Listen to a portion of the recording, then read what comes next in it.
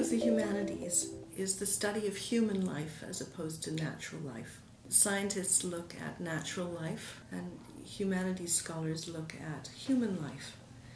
I look at food not because I'm really interested in who made the first butter tart or whether Nanaimo created the recipe for Nanaimo bars, but I look at food as an indicator of changing social values over time. So I'm really interested in human life and social history, and I just happen to use food as the lens through which I look at that. The first Canadian cookbooks were published in 1840, so it's not really incredibly far back, but we do go back. We consider the first period of Canadian food history to be contact and settlement. I don't think it's even a debate. I think it's obviously maple syrup. We produce close to 70% of the world's supply of maple syrup at the moment, so we are the largest producer. But the reason it's really interesting is because it's a product that really combines autochtone knowledge and the knowledge of the First Nations with European methods. Because when the Europeans first came, they noticed that the First Nations people were creating maple syrup. And they did it in two ways. They either froze the sap and then skimmed off the ice from the top, or else they heated it, but the way they did that was in large wooden containers, and then they'd put hot rocks in. So it was incredibly laborious, right?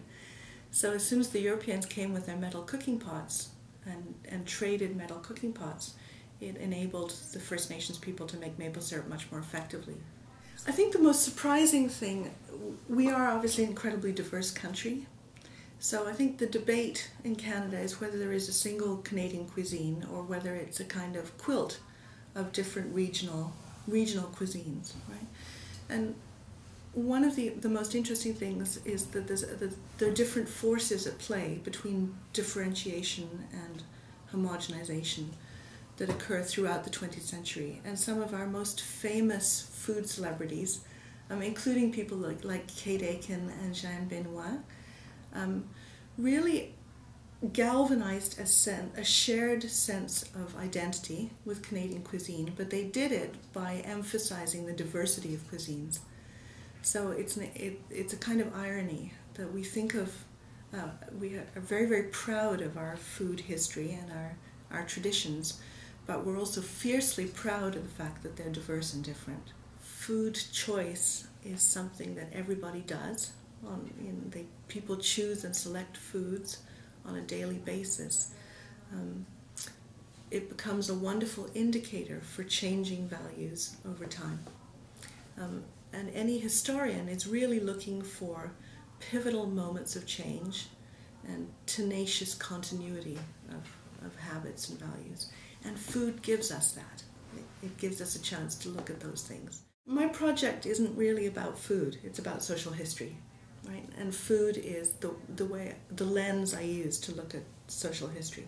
I could use fashion, I could use a number of other things.